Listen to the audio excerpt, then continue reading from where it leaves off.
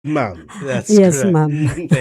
Thank you. Doc Nancy, para lang po sa dagdag kaalaman ng ating mga tagapakinig at tagapanood, ano po ba itong Clima Pest Detect na project natin at paano po nag-align itong Clima Pest Detect sa main priority ng DOST CAR pagdating sa pagbuo ng isang climate resilient na sektor ng agrikultura dito sa Cordillera?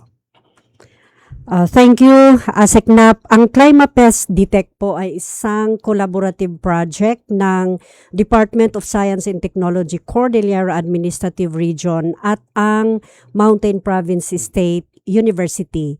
Layunin ng ClimaPest Detect na tutulungan ang mga farmers sa mas mabilis at tamang pest and disease identification, early detection, monitoring and informed decision-making upang maprotektahan ang kanilang mga pananim at mapataas ang kanilang ani at kita. Sa kasalukuyan ay may focus po tayong semi-temperate vegetable crops. Ito ay ang cabbage, Chinese cabbage, broccoli, potato, tomato at pepper. Saklaw nito ang iba't ibang karaniwang sakit na dulot ng bacteria, fungi, viruses at nematodes. Mayroon po tayong 25 na naitala sa ating AI system. Gayon din may 15 na insect na nag-a-affect sa ating crops na 7 na to. Pero ma'am, bakit ang bayan ng Bauco Mountain Province ang napiling primary site para sa digital platform na ito? Okay. Ang Rehiyong Cordillera ay siya yung nagpo-produce ng mahigit kumulang na 80% ng highland vegetables para sa ating bansa. At ang probinsya ng Mountain Province, specifically sa bayan ng Bauco, ay isa sa mga municipalities na nagpo-produce ng highland vegetable crops. At ang isa pa dito ay meron tayong national program na Smart and Sustainable Communities Program. And ang isang pilot LGU dito ay Bauco.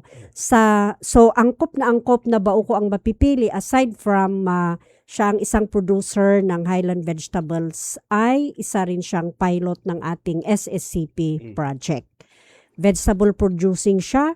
And base sa Science and Technology Plan na ginawa jointly by LGU Bauco and DOST, ay nakapaloob doon yung kanilang passion to improve the agricultural sector through smart agricultural technologies.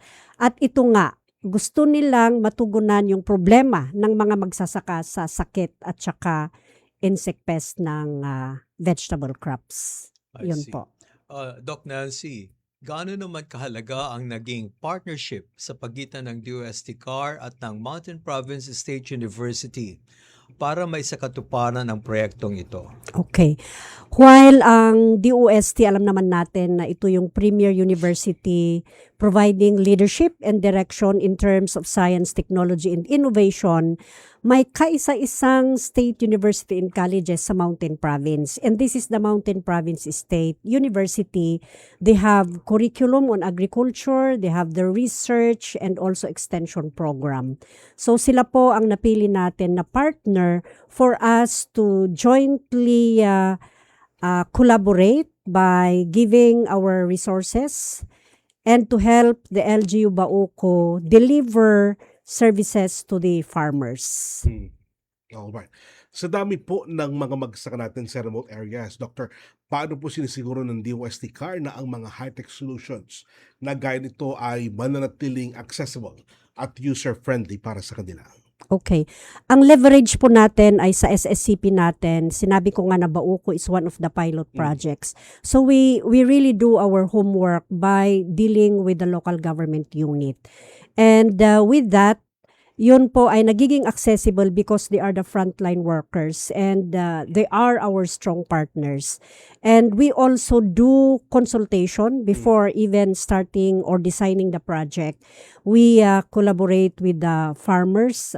It will be discussed in more details by the President in a little while. And we continue also capacitating the LGUs mismo, especially sa office ng Municipal Agricultural Office, and of course, the farmers. This way, hindi tayo maiiwan sa makabagong teknolohiya, bagamat malayo sa kabihasnan ang bayan ng Baoco. Yeah. Salamat po. Nakita po natin, Doc Nancy, na gumamit ng deep learning AI ang project. Gaano po kalaki ang tiwala ng DOST sa paggamit ng artificial intelligence para solusyonan ang mga peste sa ating mga pananim? Okay. Tama po kayo dyan, ASECNAP. Ang Climate Pest Detect po ay AI, artificial intelligence-based po ito na system. And ang methodology natin ay masasabi natin na reliable and accurate. First is, of course, we did a comprehensive data collection by going on site, gathering information from the farmers, getting samples from the field ng mga different pests and diseases ng mga crops na nabanggit ko. And then, hindi lang collection ang ginawa natin. We also did laboratory diagnostic verification through the Bureau of Plant Industry in Baguio City. Aside from engaging yung mga experts natin on plant diseases and entomologists. So this way, we put this together and then we validated we trained, sabi natin there's such thing as AI training. For this model, we trained our AI, we tested it, and here we have already the system. And we trust our methodology in coming up with this AI-based digital platform, Alright. sir. Palagi ko, ma'am, napakarami talaga mga peste yun. At, at talagang comprehensive po, pinag-aralan po natin lahat ng mga ito. Nabagit din po nyo, ma'am, yung pag-integrate ng traditional knowledge ng mga local farmers po natin. Bakit po naging priority na isama ang kanilang practical na karanasan sa pag-develop po ng system? Okay, Sir Onin, umpisa pa lang po ay andun na yung farmers even before. And then they know the nitty-gritty, the nuances of what are these diseases, ano yung kanilang traditional na practices in order to control or to prevent the spread of the diseases. Here comes now the lens of science, technology, and innovation. Nagbibigay po tayo ng saysay, kung ano po yung ginagawa nila at saka kung ano yung angkop at hindi angkop sa kanilang mga practices. So kailangan mag-marry po yung local knowledge plus yung lens nga ng science, technology, and innovation for better management and precise management of the problems.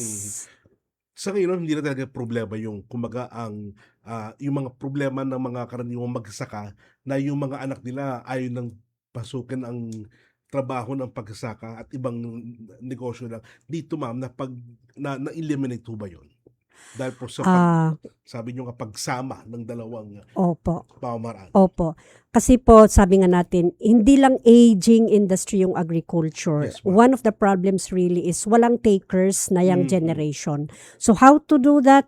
Let's use the emerging technologies like AI for the younger generation to be attractive by using these technologies in farm management. Okay. Make it sexier, sabi nila, by using these new technologies. Yan.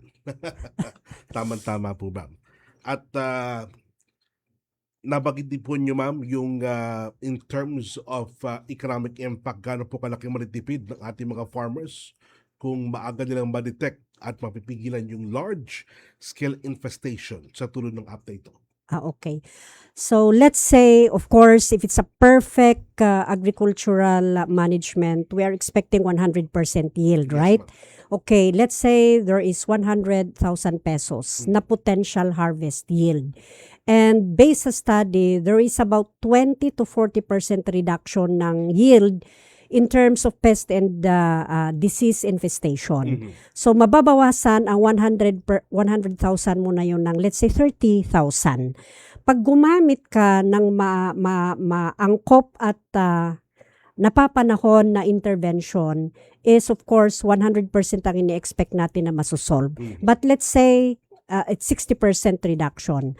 So 30,000 ang loss mo, but when we do intervention, if it's 60%, mababawasan yun ng 18,000. Alright. So that way, magi-increase yung kanilang profit, not only the profit but also the expenses ng paggamit ng pesticide. Alright. So yun Doc po. Nancy, sa inyo pong pagkakataon, tanggap muna tayo ng flash report. Dating DPWH Secretary Manuel Bonoan nananatili sa pribadong ospital sa Pasig City. Sumailalim po sa mga seri ng laboratory examination ayon po sa PNP General Hospital. May pagulat si Dean Leor. Dayan? Radyo Pilipinas Flash Report. Flash Report.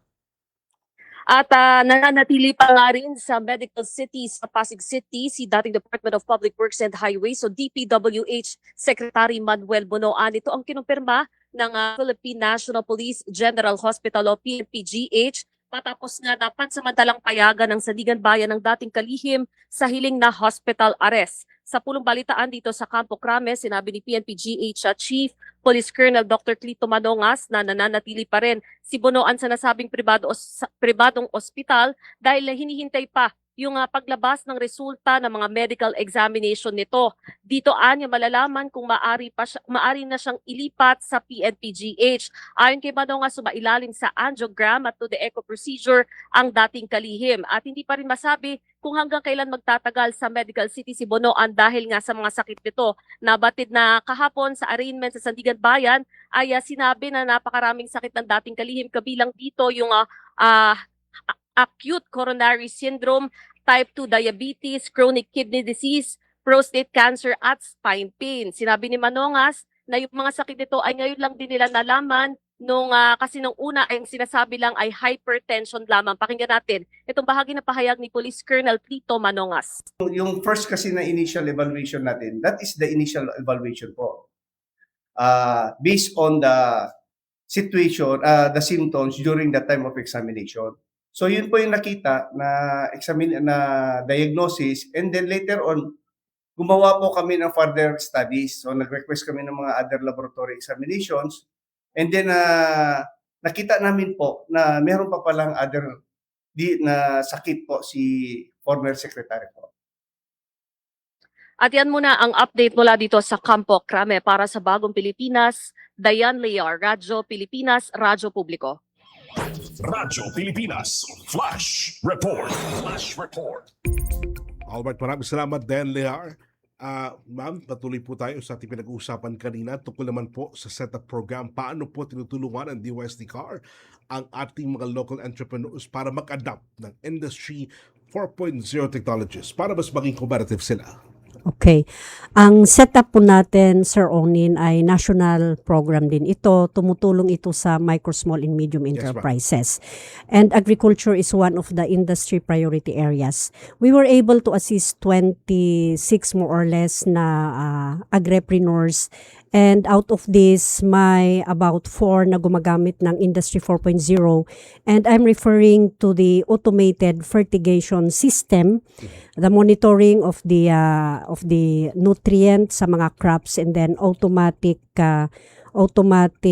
na pagbigay po ng fertilizers plus irrigation sa mga halaman.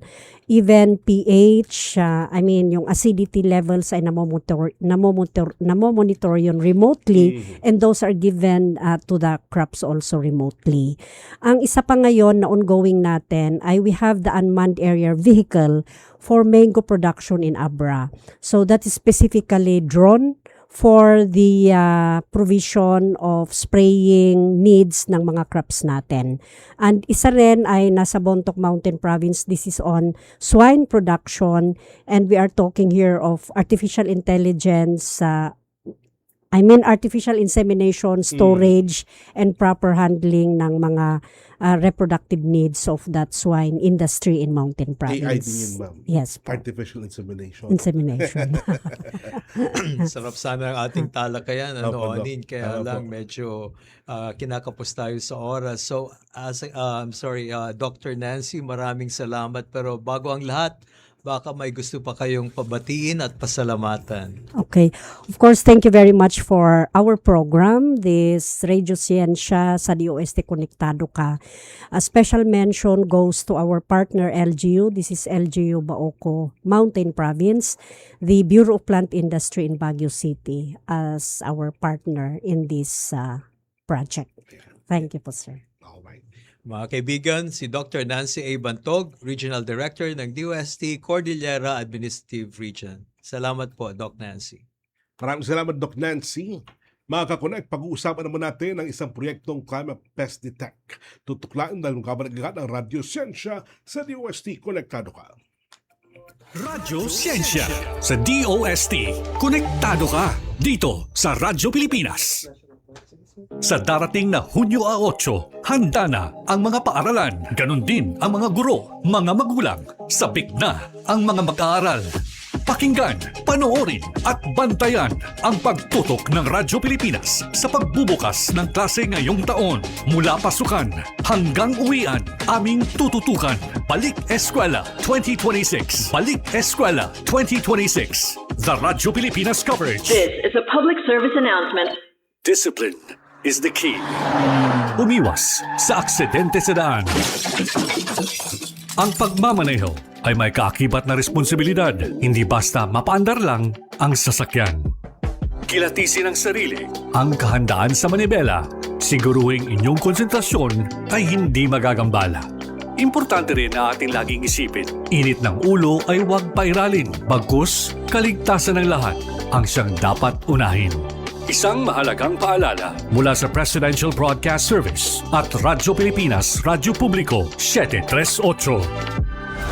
This is a public service announcement. Public service announcement from PBS, Presidential Broadcast Service at Radyo Pilipinas, Radyo Publiko 738. Radyo Siyensya sa DOST. Konektado ka dito sa Radyo Pilipinas.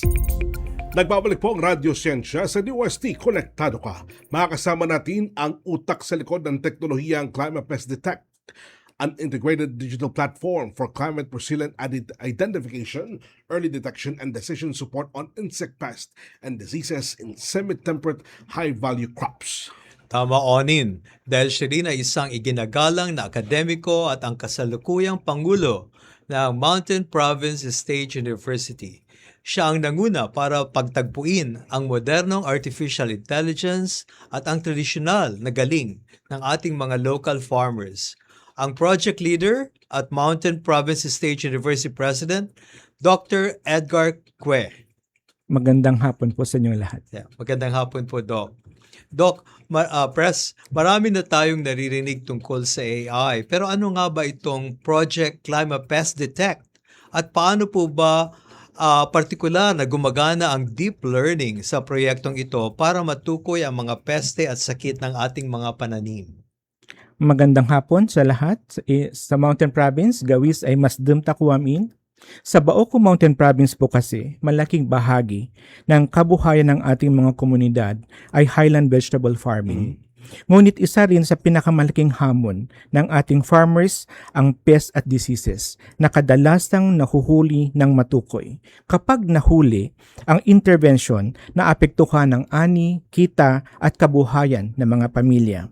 Bilang isang state university, nakita namin ang pangangailangan mailapit ang science at technology sa ating mga farmers. Kaya po nabuo ang Climate Pest Detect, isang project ng Mountain Province State University funded by DOST Cordillera. Binubuo ito ng mobile app para sa field diagnosis, web-based monitoring dashboard at digital compendium na sama-samang tumutulong na mas mabilis na identification at management ng pests at diseases sa mga highland value crops.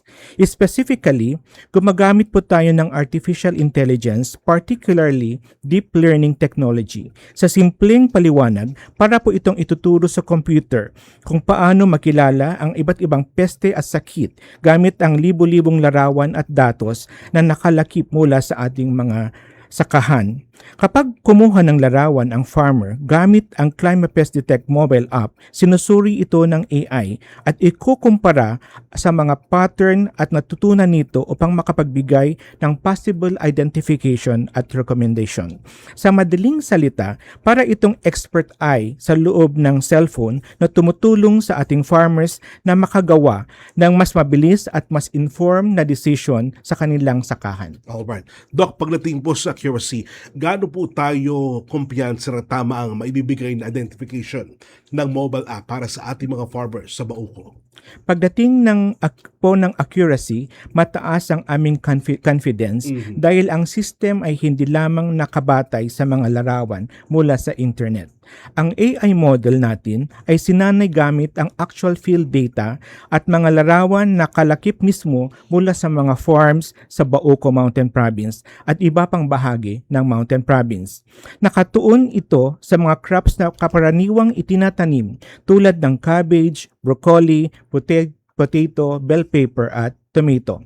Mahalaga ring banggitin na dumaan ito ng validation at field testing kasama ng ating mga farmers, experts, BPI Baguio at DOST Cordillera. Sa mga pagsusuring isinagawa, nakapagpakita ng system ng accuracy ranging from 75% to 95%. Depende sa kalidad ng larawan, field condition at uri ng pest o disease na sinusuri. Gayunpaman, gusto rin nating maging realistic. Ang Climate Pest Detect is a decision support tool. Hindi natin sinasabing perpekto ito sa lahat ng pagkakataon dahil maaari pa ring maapektuhan ang resulta ng image quality, lighting condition at iba pang field factors. Ngunit, malaking tulong ito upang mapabilis ang identification at makatulong sa mas tamang pagdidesisyon ng ating mga farmers. At habang mas marami pa tayong field data at feedback na nakakalakip, lalo pa nating napapahusay ang system. Galing talaga ngayon ng AI, ano, Onin? Napangusay, sir. President Edgar, ano po ang naging pinakamalaking challenge sa pagde-develop ng web at mobile applications na ito? Lalo na't kailangan maging angkop ito sa semi-temperate climate ng Mountain Province. Isa po sa pinakamalaking hamon ay ang pagkuha ng accurate at localized data para sa unique semi-temperate condition ng Mountain Province. Iba po ang agricultural environment ng Mountain Province kumpara sa maraming lowland areas. Gaya, hindi sapat na gumamit lamang ng existing data mula sa ibang lugar. Kinakailangan ng project team na pumunta mismo sa mga farms sa Bauco Mountain Province upang mangalap ng actual photos, observation at field information. Isa pang challenge ay ang pag-train ng AI system para makakilala ng mga symptoms kahit iba-iba ang kondisyon ng mga larawan. Halimbawa, mahamog, kulang sa ilaw o iba-iba ang quality na kuha. Kasama rin sa aming isinasalang alang ang internet connectivity sa mga farmer communities. Gaya sinikap namin gawing practical, user-friendly, scalable, at accessible ang system para sa ating mga farmers. Alright.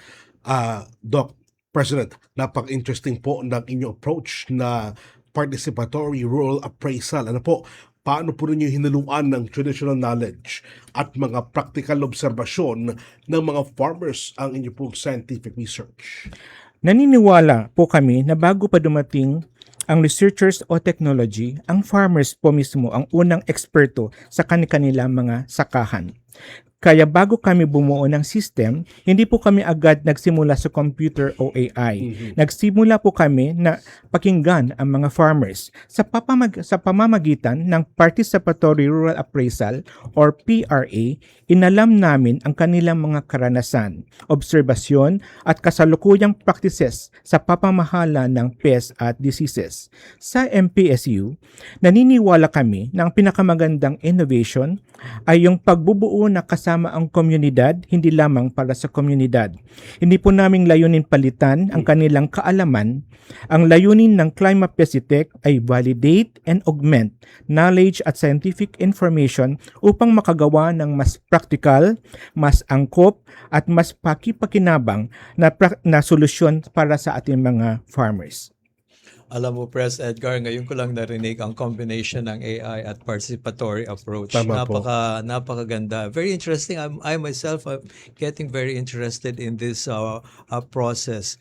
Pres, bakit po naging priority crops ang mga cruciferous tulad ng cabbage at broccoli at solanaceous tulad ng patatas at kamatis para sa proyektong ito? Pinili po natin ang cruciferous crops tulad ng cabbage at broccoli at solanaceous crops tulad ng potato at tomato. dahil kabilang sila sa pangunahing high-value crops sa Baoco at sa buong Mountain Province. Ang mga pananinim na ito ay bumubuo ng malaking bahagi ng vegetable economy ng Baoco at Mountain Province at sa pangunahing pinagkukunan ng kabuhayan ng marami nating farmers. Dahil madalas din silang naapektuhan sa iba't ibang pests at diseases, nakita natin na ito ang pinakamalaki at maaaring maging malaking impact ng teknolohiya. Sa madaling salita, nag-focus tayo sa mga crops kung saan pinakamalaki at ang pangangailangan at pinakamalaki rin ang potensyal at benepisyo para sa ating mga farming communities. Alright.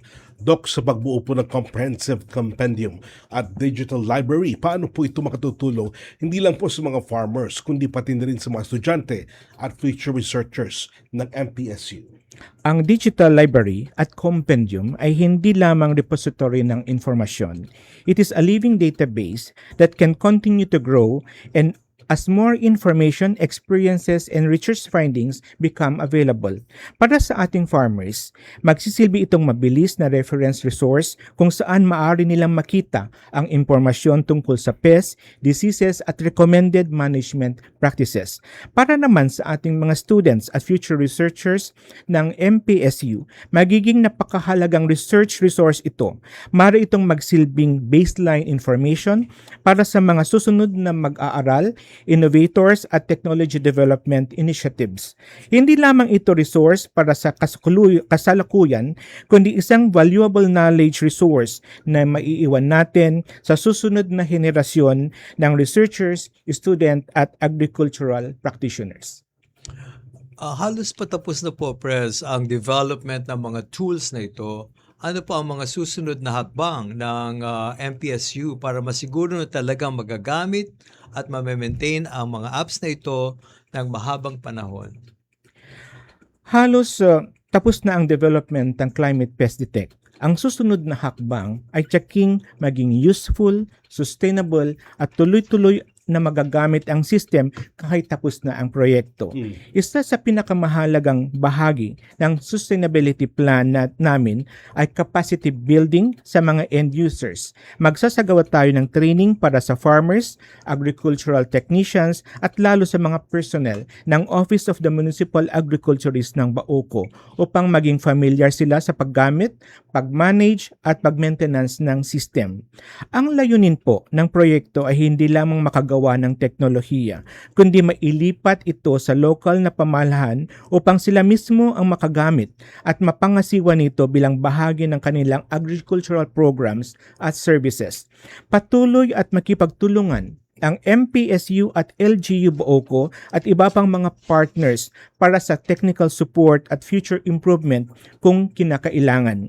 Ngunit ang mahalaga ay magkaroon tayo ng isang functional at locally owned system na magpapatuloy at maglilingkod sa ating mga farmers kahit na patapos na po ang proyekto. Alright. Bilang presidente naman po ng Mountain Province State University, paano po nakatutulong ang mga ganitong R&D projects sa pag-angat ng kalidad ng edukasyon at extension services ng inyong pong universidad? Bilang presidente po ng Mountain Province State University, isa po sa gusto naming makita ay hindi lamang research na natatapos sa publication or conferences. Mas mahalaga para sa amin kung ang research ay bumabalik sa komunidad at may tunay na pakinabang sa mga tao. Sa education side naman, nagbibigay ito sa ating mga students ng pagkakataon na makaranas ng actual problem solving at makilahok sa pagbuo ng solusyon para sa totoong pangangailangan ng komunidad. Sa extension services naman, hindi lamang tayo nagtuturo ng concepts or theories, naghahatid tayo ng technologies, innovations at science-based solutions na maaring direktang makinabang ang ating mga farmers at komunidad. Ito po ay uri ng research na gusto naming makita sa universidad. Research that creates knowledge, develops innovations, and syempre it improves lives. Maganda. Nakaka-excite Onin.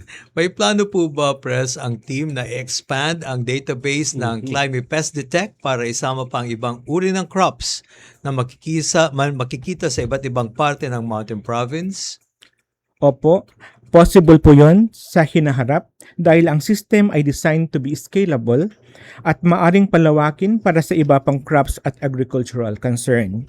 Ngunit sa kasalukuyan, ang pangunahing layunin muna natin ay matiyak na magiging tagumpay ang paggamit ng Climate Pest Detect sa Booko at maayos itong ma-turn over sa Office of the Municipal Agriculturist para sa kanilang paggamit at pag-maintenance. Kapag naging magtagumpay na ang implementasyon at magkaroon ng karagdagang partnership at resources, marami nating pag-aralan na ang pagdadagdag ng iba pang crops kagaya ng coffee, heirloom rice, kamote, fruits at iba pang high-value crops sa Mountain Province. Ang mahalaga sa ngayon ay maitaguyod muna natin ang isang functional at sustainable system na tunay na makakatulong sa ating mga farmers. Pwede ba yun, sir, sa labas ng Mountain Province, yung Climate Pest Detect natin? Pwede man po. Actually, kanina lang nag-uusap ang ating mga researchers at ang si RD Nancy na dadalhin namin sa mga komunidad or ibang probinsya na meron ding high-value crops gaya ng Benguet, Abra, and Ifugao. Ayan. Sino po press ang may-ari ng IP ang Mountain MPSU? Sino may-ari ng intellectual property ngayon? Ang universidad Young po. University. Napakaganda. Marami akong may kukwento kay Secretary Solidum Tama. dito. maraming salamat po, President Edgar Cue, ang project leader at president ng Mountain Province State University, at maraming salamat sa pagdalo sa Radyo Siyensya. Maraming salamat po, President Cue. Samantala po makakakonek oras na naman para ating alamin kung ano pa ang makaganapan ng ating kalihim sa mga susunod na araw. Straight from the SNT Authority ng bansa, DOST Secretary Renato Yuseldum Jr.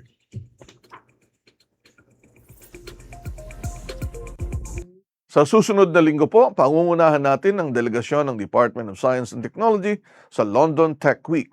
Sa Martes ay ang 35th commemoration of the Pinatubo Volcano Eruption.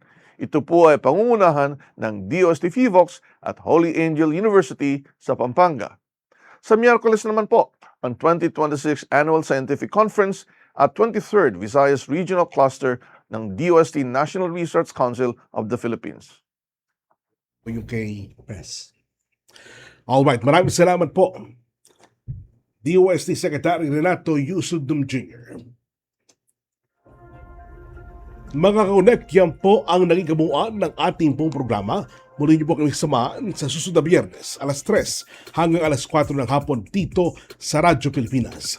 Sabayan din mapapanood sa TV Plus Channel 3 at For the Box Channels 45 to 49. Muli, ako po inyong kapatid sa Impapuit, Onin Miranda. At mula sa Department of Science and Technology para sa Agham na Ramdam at sa ngalan ni Secretary Dr. Renato Yuseldum Jr., ako po si Napoleon Juanillo Jr. na patuloy na maghahatid ng kaalaman at serbisyo para sa bawat Pilipino. Ito ang Radyo Siyensya sa DOST. Konektado ka, One DOST for you, delivering science for the people, solutions and opportunities for all. Tuloy po tayo mga kaibigan sa pag-ulat po ni Judel Baclay ng RP Iloilo. Mula sa Presidential Communications Office at Radyo Pilipinas Nationwide, ito ang Presidential Live Event. Presidential Live Event. Pakinggan natin ngayon ng speech ni President Ferdinand Marcos Jr. dito sa WPSU graduation ng College of Law. To the West Visayas State University President, President Joselito Villaruz. Please be seated. The Commission on Higher Education Chairperson, Shirley Agrupis. Vice President for Academic Affairs, Maria Asuncion Christine Dequilla. Legal Education Board Chairperson, Jason Barlis. West Visayas State University College of Law, Dean Ian Thomas Besana. I am now at the quandary how to introduce the next. Do I introduce you as the Professor Doctor or do I introduce you as the First Lady, Luis Araneta Marcos? To our graduates, Batch Dakob, and their loved ones, distinguished guests, ladies and gentlemen, a good day to you all. especially to our 24 graduates and aspiring lawyers.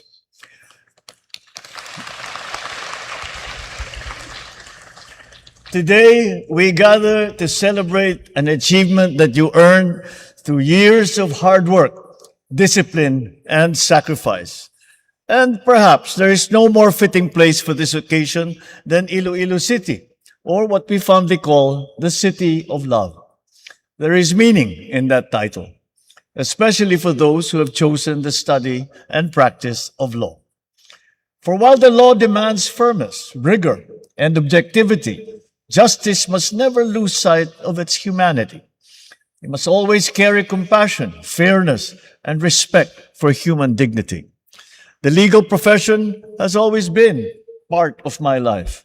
My father, President Ferdinand Marcos Sr., was a lawyer. My wife is also one, as you all know very well. She has had the privilege of teaching in your institution and guiding many of you through your legal education. In fact, I have heard enough stories about recitations, classroom debates, and examinations to know exactly how much hard work was required for you to be here today. And despite this alleged aversion to the Socratic method, you have clearly survived law school. My confidence in this graduating class is stronger than most because the First Lady believes in you.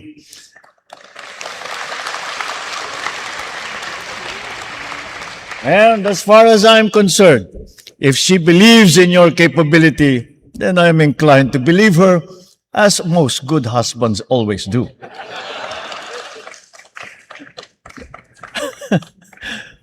Kidding aside, you are here because you continue to persevere, despite facing, I'm sure, many difficulties and challenges. You chose to endure with the sacrifices that you had to make, knowing that the profession that you seek carries a purpose greater than just personal ambition. And that perhaps is a true measure of a lawyer. Beyond intelligence or eloquence, it is character. And if character is a true measure of a lawyer, then it cannot be left to chance. It must be formed, nurtured, and demanded of those who serve. This administration recognizes that the strength of our justice system depends greatly on the quality of those who will serve within it. And that is why we continue to improve the field by investing in education and institutional reform. This year, we have allotted over 1.3 trillion pesos for the advancement of education, affirming our belief that the progress of our nation begins with the empowerment of its people. The completion of the new College of Law building of WVSU also reflects our commitment to investing in future generations of Filipino lawyers and public servants. Designed to support both academic excellence and practical training, the 4-story building houses 6 classrooms with a capacity of 40 students each, a dedicated review room, 2 moot courts, offices, and other essential facilities. And as we open the doors of this new facility, we also open greater opportunities for aspiring legal professionals to learn, to serve, and then to contribute to our nation. Dear graduates, our future lawyers, there is a beautiful quote coined by former President Ramon Magsaysay. He once stated that those who have less in life should have more in law. This is a reminder that your chosen profession carries a responsibility to ensure that the poor, the vulnerable, the marginalized, the disenfranchised are not left without protection simply because they lack wealth or influence or power. At a time when public trust in institutions is tested, responsibility becomes even more important. Your success will not be measured solely by the cases that you win or the positions that you will hold. It will be measured by the confidence that people place in you, by the fairness with which you exercise your profession, and by the integrity you demonstrate even when no one is watching.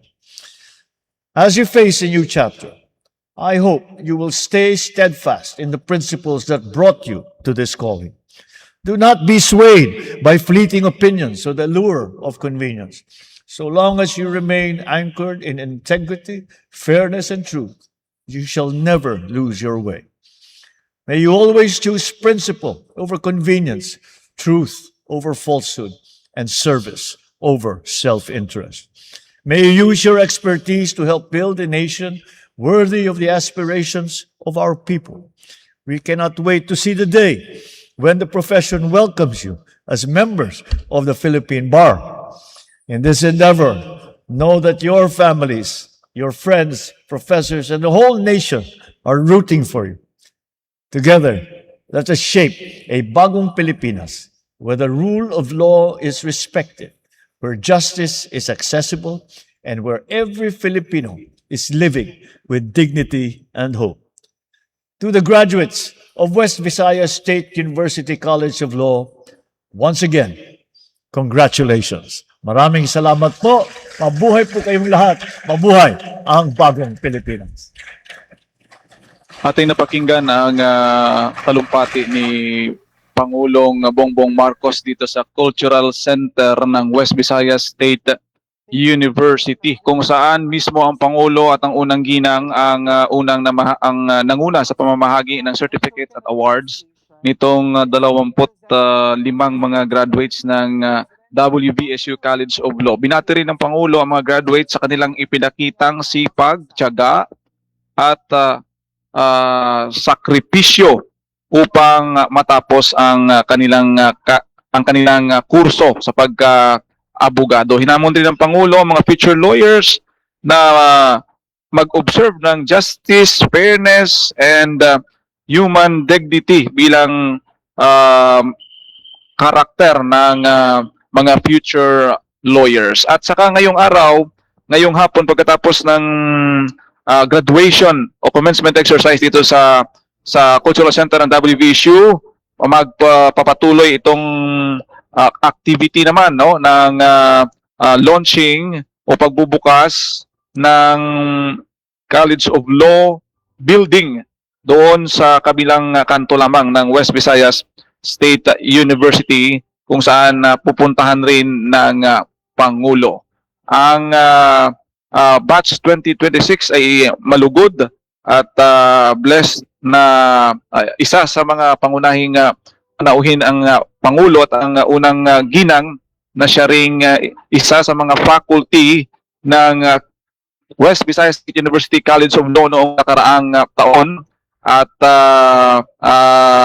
sa kanyang mensahe, pinasiguro rin ng Pangulo ang lubos na pagsuporta sa sektor ng edukasyon, kung saan ang government ay mayroong 1.3 trillion or trillion pesos na allocation para sa mga programa pang edukasyon, kung saan isa sa mga nagbibenepisyo nito ay ang West Visayas State University. At ito na lamang ang pinakahuling update mula dito sa commencement exercise ng College of Law, West Visayas State University graduates sa Iloilo City. Para sa Bagong Pilipinas, Gina Baclay, Radyo Pilipinas, Radyo Publiko.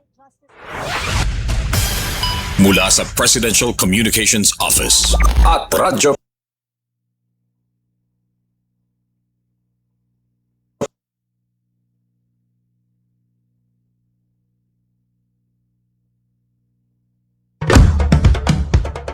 Ito ang Presidential Broadcast Service. Radyo Pilipinas. Radyo Publiko ng Bagong Pilipinas para sa Bagong Pilipino. Naghahatid ng mahahalagang balita at